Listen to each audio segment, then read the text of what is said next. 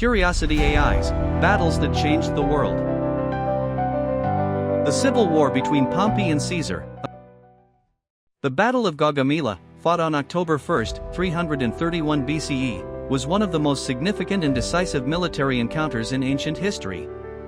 This clash saw the forces of Alexander the Great, the king of Macedon, face off against Darius III, the Persian king of the Achaemenid Empire. Though outnumbered, Alexander's tactical brilliance and the discipline of his army would lead to a victory that would reshape the ancient world and signal the downfall of the Persian Empire.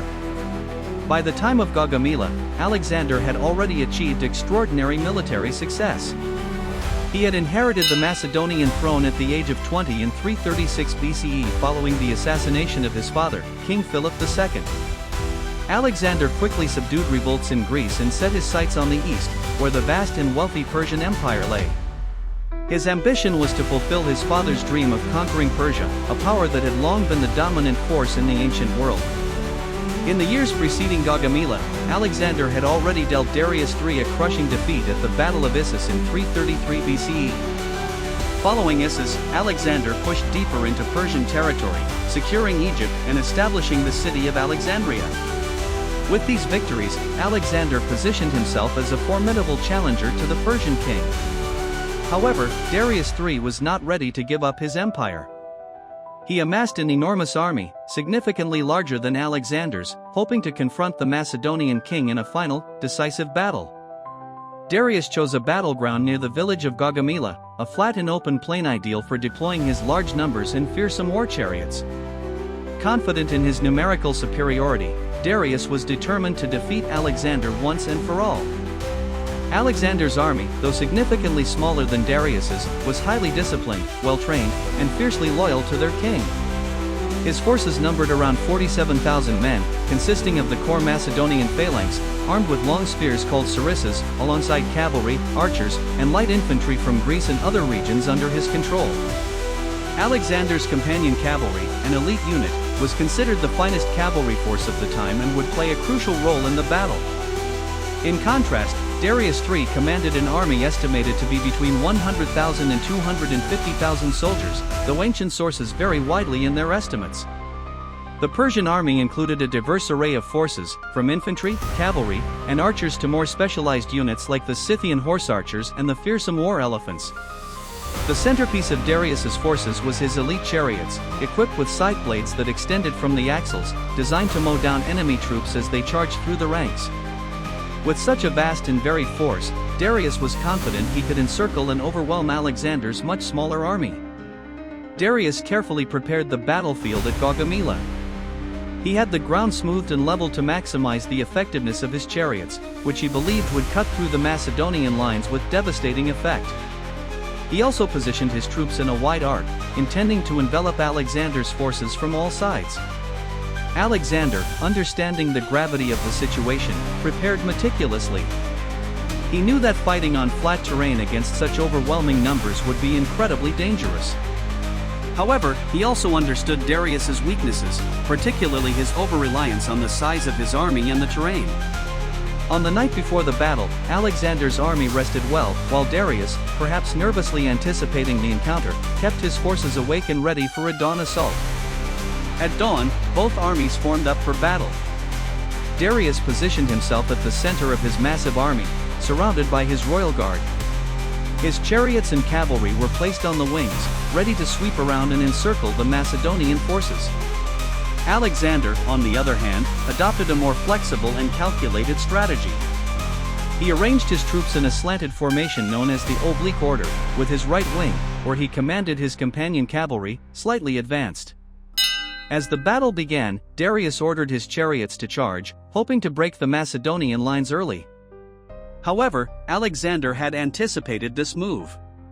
His soldiers, having trained specifically for this tactic, opened their ranks, allowing the chariots to pass harmlessly through, before quickly closing in on the exposed drivers, neutralizing the threat. Meanwhile, the Persian cavalry on the left wing engaged Alexander's companion cavalry, but Alexander deftly countered by outmaneuvering them and drawing them away from the center of the battlefield. This was part of his larger strategy, as he aimed to create a gap in the Persian line. As the battle raged on, Alexander saw the opportunity he had been waiting for.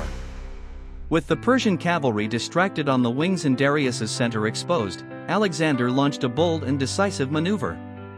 Leading his companion cavalry in a wedge formation, Alexander charged directly at the heart of the Persian line, aiming straight for Darius himself.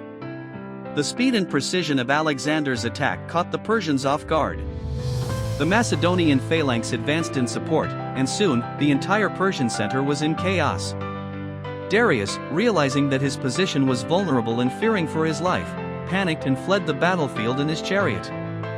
His flight sent shockwaves through the Persian army, as the soldiers, seeing their king retreat, began to lose heart. With Darius in retreat, the Persian army quickly unraveled. The left and right wings of the Persian forces, which had been pressing hard against the Macedonian flanks, began to fall apart as news of Darius's flight spread. The Macedonians, seizing the advantage, pursued the fleeing Persians, inflicting heavy casualties. The Battle of Gaugamela ended in a stunning victory for Alexander the Great. Despite being heavily outnumbered, Alexander's tactical brilliance, combined with the discipline of his army, had decisively defeated the Persian forces. Darius III escaped the battlefield but would never recover his throne or empire. Within a year, Darius was betrayed and murdered by one of his own satraps, effectively ending the Achaemenid Empire. The victory at Gaugamela solidified Alexander's position as the undisputed ruler of Persia and much of the known world. After the battle, Alexander marched on to Babylon, Susa, and Persepolis, the heart of the Persian Empire, where he was crowned king of Asia. The fall of Persia marked a significant turning point in world history, as the balance of power shifted from the east to the west. The battle also had profound implications for the spread of Greek culture. Alexander's conquests opened the door for the Hellenization of the ancient world, spreading Greek art, science, philosophy, and governance across the territories he had conquered. Cities like Alexandria, founded by Alexander in Egypt, would become centers of learning and culture for centuries to come. The Battle of Gaugamela was more than just a military triumph, it was a clash of empires that reshaped the course of history. Alexander's victory demonstrated the power of strategy, leadership, and discipline over sheer numbers, and it marked the beginning of the end for the Persian Empire. Gaugamela is remembered as one of the great battles of antiquity, a testament to Alexander the Great's genius and a turning point that paved the way for the spread of Greek influence across the ancient world. In the aftermath of Gaugamela, Alexander's empire stretched from Greece to Egypt and deep into Asia, creating one of the largest empires in history.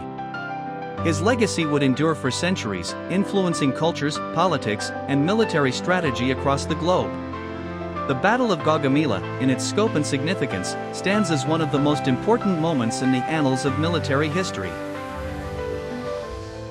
Thanks for watching. If you like this content, please consider subscribing.